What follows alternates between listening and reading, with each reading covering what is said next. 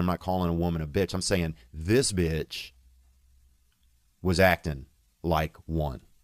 And I put my key in the door. She comes right in my room, like beelines kind of right in, like a really fast sleepwalker, like somebody that's sleep running now, like running in their sleep, bro. Like the nocturnal Carl Lewis, you know, what the fuck? That's dangerous. But you know, they say you're still not supposed to wake them up because you might scare them. So, and she doesn't have shoes on, and she wasn't homeless looking. This lady looked, kind of depressed. I woke up, fell asleep. I woke up. It's like 3:30 in the morning, and I went downstairs to smoke a cigarette. And I hadn't been having any cigarettes, man, because I didn't want any, and I hadn't had any for 3 days. Man, I was feeling so proud of myself because that's the hardest thing to do. Dude, I don't care. I know some people have been prisoners of war and stuff like that. And that shit, I'm sure it's tricky, being locked up for months or years even and stuff like that. But also what is tricky is quitting cigarettes and getting that nicotine just expunged from your body. And I'll do anything, man. I was doing all kinds of stuff to not be around it. I was doing deep breathing, like kind of Lamaze. They almost, if you do like Lamaze, people don't realize this. It's for pregnant ladies to help them get a baby out of their, that front booty, that puss. But it also will help you if you're having a craving for a cigarette. Lamaze is powerful. People don't use Lamaze as much as they should. I mean, you could be in traffic and do some fucking and it will help you. Lamaze, underestimated. But anyhow, I wake up 3:30. I went downstairs to have a cigarette. And when I left out of my hotel room, they had a girl in the hallway bouncing around, some little muppet, this tattooed, she was like a damn Neanderthal or Neanderthala or Thalus, a Neanderthalstress. She was just bouncing around like a ping pong ball and in the hallway. And I saw her and I walked by her and I said, "Are you okay, ma'am?" And she just kind of mumbled something. And then I thought, oh, she might be drunk. But then I also thought she might be sleepwalking. Because people do all kinds of stuff in their sleep. People don't realize that. I had an uncle who used to jerk off in his sleep. And they made him wear these jingle bells on his wrists to shut him down. And some nights we'd hear him in the other room, you know what I'm saying, dashing through the snow. And that was, and it wasn't even a seasonal thing. And it's kind of scary when you're thinking about, you wake up out of a cold sleep and you hear jingle bells and you think it's Christmas, but then it's just, it's somebody in the family yagging out, spraying out in their sleep. So it's hard to hold that against them, it's because it's kind of pedophilia behavior to be masturbating and knowing that there's children in the next room. But if you're doing it in your sleep, then who's to blame there? Your subconscious, that's really second level dark arts there. So anyhow, I got up. The girl's in the hallway. She was bouncing around. I thought she was maybe just walking and just age. I'll get one of those weapons. Anyhow, I go downstairs and I have this cigarette. And they got San Francisco, this place has mastered the art of homelessness. I mean, they have, and I think part of it is too expensive to live here.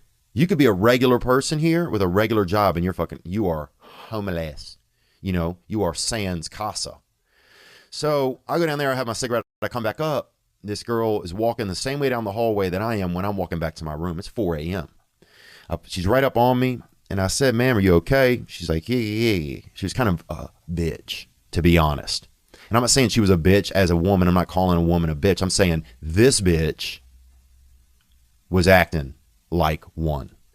And I put my key in the door. She comes right in my room, like beelines kind of right in, like a really fast sleepwalker, like somebody that's sleep running now, like running in their sleep, bro. Like the nocturnal Carl Lewis, what the fuck? That's dangerous. But they say you're still not supposed to wake them up because you might scare them. So, and she doesn't have shoes on, and she wasn't homeless looking. This lady looked, she was a bit of kind of a frumpkin. She looked kind of like like a little bit of a marshmallow meatball. And she rolls in, she had a couple tats and shit. She gets straight into my bed and lays down, puts the covers on her. And I'm like, damn, this Nizmianch is Goldilocking. She's out here Goldilocking, man. So I get alarmed, right? Because this is Me Too Central here. This is San Francisco. They're waiting for some dude to jerk off of a balcony or something. It lands on a lady's shoulder. Next thing you know, she's suing. So it's, everybody's busted up around here. Everybody's upset and fired up and looking to, they're hanging libidos from every street lamp, male libidos. So I prop my door open now because I don't want my door closed. I don't want there to be any, miscommunication. I don't know this woman. She's laying in my bed. So I said, ma'am. And I'm saying ma'am because I don't want there to be any, if somebody overhears something, I don't want anybody hearing girl or anything that sounds wild. Anything that's going to get daddy locked up or get my dick or nuts locked up. So I start saying, you got to go. You got to go. And she looks up and she's like, don't be mean. And then lays back down. Don't be mean. I'm not being mean. This is my room. You're squatting. So she keeps being mean. She keeps saying stuff. And I'm like, you need to go. She's like, pih,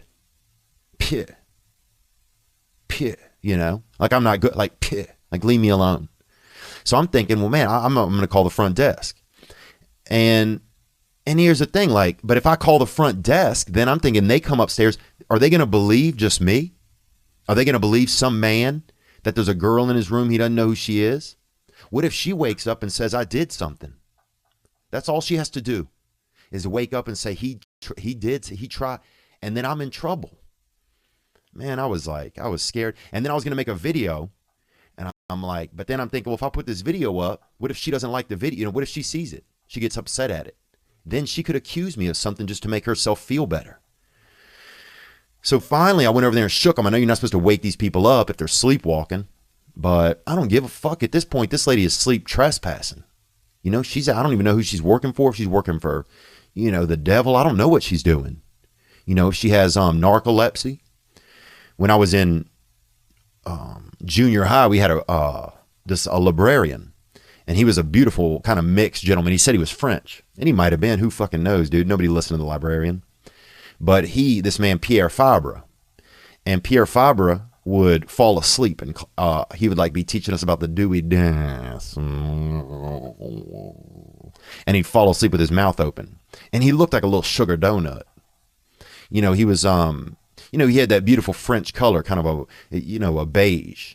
And I said, I'm all about beige power. He had that beige tint, that black and white kind of, that ronde de jambe, that mix going on inside of him.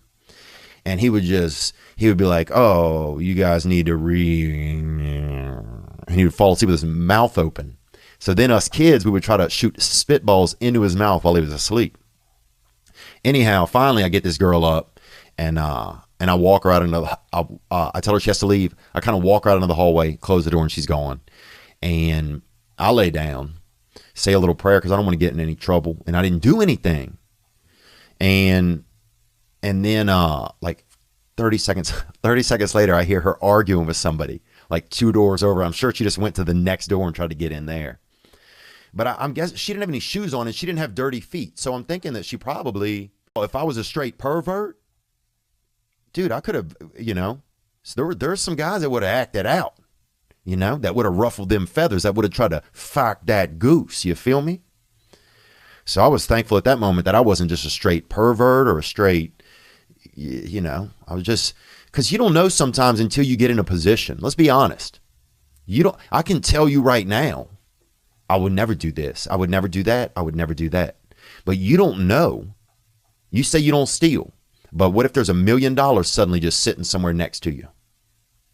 It's like you just don't know sometimes what you're going to do until you're there. But I was glad that I didn't have that dark artist inside of me, that sponge, that flared up and popped cock or something, went at this girl or tried to, even just touch a titty or something like that. And she, she was she didn't really take care of herself. I don't mind, some gristle, but she had she was real floppy disk. And I like a little bit more of a hard drive. I don't mind that gristle. I don't mind that. I don't mind, these skinny gals sometimes like making love to a can of pickup.